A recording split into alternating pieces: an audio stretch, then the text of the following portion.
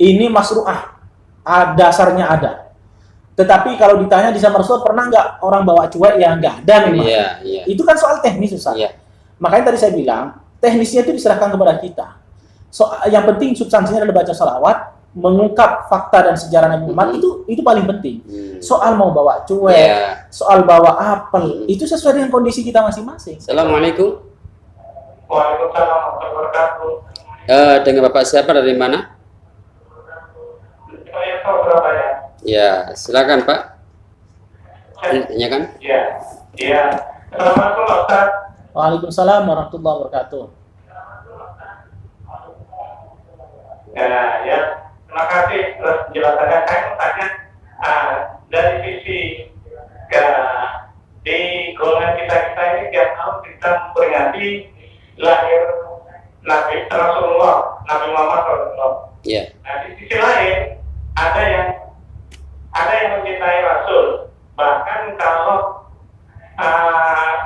menyimpang dari apa yang dikerjakan oleh Rasulullah, dia berkata bid'ah, tapi tidak mencintai Rasul, dalam arti tidak memperingati kelahiran Rasulullah. Oh gitu. Ya itu bagaimana Ustaz? Dalam arti kita Rasul tapi tidak menyintai Rasul dengan peringatan Maulid Nabi. Iya. Nah, seperti kita ini kan selalu memperingati baik dari itu. Ya, Pak Yanto. Janji atau tiba. Itu yang saya tanyakan Ustaz. Ya.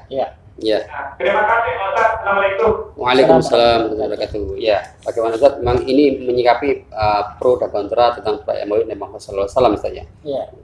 Jadi kalau Rasulullah dibilang tak pernah merayakan hari kelahirannya, tapi memang sebutannya waktu itu kan mauludan. Iya. Itu ada dasarnya Ustaz. Jadi Rasulullah kan biasa puasa Senin Kamis. Ketika ditanya oleh sahabat, ya Rasul, kenapa jenengan selalu berpuasa pada hari Senin? Jawabannya kan fihi wulidtu. Karena pada hari itu aku dilahirkan. Ini jadi dasar bahwa Rasulullah itu merayakan kelahirannya, tapi dengan cara berpuasa. Gitu. Nah, kalau Maulid Nabi itu diartikan seremonial seperti sekarang ini, memang tidak pernah dilakukan oleh Nabi, tapi itu dilakukan oleh para tabiin berikutnya, kan begitu Ustaz. Nah, yang kedua, jadi kalau pertama ya saya tegas, jadi Rasulullah kalau mau dibilang tidak pernah merayakan hari kelahirannya, enggak. Rasulullah merayakan kelahirannya, tapi dengan cara berpuasa. Yang kedua, di dalam Islam itu ada ibadah mahdhah muqayyadah, ada mutlaqah ghairu muqayyadah gitu. Maulid Nabi ini itu dalam kategori mutlaqah ghairu muqayyadah. Artinya aslul amrinya itu ada, perintahnya itu ada. Misalnya perintah membaca salawat. Tadi saya tuliskan ya Ustaz ya.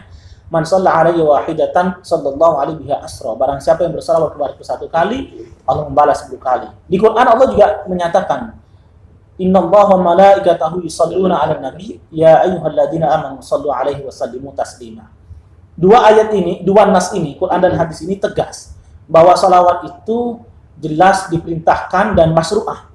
Bahkan saya ingin mengatakan bahwa Allah itu menyuruh seseorang, menyuruh hambanya untuk berbuat sesuatu, itu sekaligus Allah sendiri melakukan, itu hanya salawat. Misalnya ya, Allah memerintahkan kita hambanya itu untuk melaksanakan ibadah sholat. Itu saya belum temukan bahwa Allah itu melaksanakan sholat. Tidak. Allah memerintahkan kita berzakat, saya itu belum menemukan dalilnya Allah juga berzakat. Tapi begitu Allah menyuruh umat manusia berselawat kepada Nabi Muhammad, Allah pun berserta seluruh malaikatnya itu. Wa malaikatahu yusholluna 'alan nabi, juga ikut berselawat. Ini saking mulianya posisi Rasulullah di hadapan Allah, Allah sendiri itu berselawat. Lalu pantaskah kita ini tidak berselawat kepada Rasulullah? Itu pertama ya. Dari sisi dalil nasinya, dari nasnya. Yang berikutnya saya lanjutkan soal tadi mutlaqah ghairu muqayyadah. Maulid itu masuk dalam kategori yang kedua. Mutlaqah ghairu muqayyadah, tidak pernah tata cara melaksanakannya itu tidak pernah diatur oleh Rasulullah. Tapi aslul amrinya, perintahnya ada. Tadi dua ayat dan hadis tadi sudah jelas ya. Kemudian fatwa ulama. Saya baca dalam kitabnya Said Alawi Al-Maliki itu. Judulnya itu Mafahim Yajibu an Tusahhah. Itu juga ditegaskan bahwa Maulid Nabi ini masyru'ah. Ya. Kemudian saya baca dalam kitab Al-Hadjutam fi Mawarid Maulidin Nabi. Itu juga ada, sampai dikisahkan dalam kitab itu ada salah seorang yang sudah sepuh tapi ketika sholawat dikumandangkan, dia ikut berdiri. Lalu ditanya oleh salah seorang temannya, kenapa Anda berdiri? Dia bilang bahwa saya berdiri ini karena saya pernah bermimpi. Dulu saya pernah punya pemahaman, ketika ada orang sholawat berdiri, saya tidak mau berdiri. Akhirnya saya bermimpi, didatangi oleh Rasulullah, kamu tidak akan mungkin bisa berdiri. Akhirnya lumpuh orang itu. Di saat dia lumpuh, dia bernazar, ya Allah, kalau saya sembuh, setiap ada perayaan Maulid Nabi, setiap ada lantunan salat, saya akan pasti berdiri. Akhirnya orang itu berdiri, walaupun sudah sepuh. Itu diceritakan dalam kitab Al-Haditam fi Mawarid Maulid Nabi itu. Nah, dari kisah-kisah ini, Pak Yanto ya tadi, itu jelas bahwa Maulid Nabi ini bukan ibadah yang bid'ah. Ini masru'ah, dasarnya ada. Tetapi kalau ditanya di zaman Rasul, pernah nggak orang bawa cuek? Ya nggak ada memang. Itu kan soal teknis, Ustaz. Makanya tadi saya bilang, teknisnya itu diserahkan kepada kita. Yang penting substansinya adalah baca salawat, mengungkap fakta dan sejarah Nabi Muhammad, itu paling penting. Soal mau bawa cuek, soal bawa apel, itu sesuai dengan kondisi kita masing-masing. Tapi koridornya ada, Ustaz, ya. Artinya apa yang Ustaz sampaikan tadi, jangan sampai ini dinodai dengan suatu hal yang maksiat gitu. Betul. Gitu. Perintahnya itu ada, tapi pelaksanaannya itu terserah kepada kita. Dan di dalam Islam itu ada, Ustaz. Ya.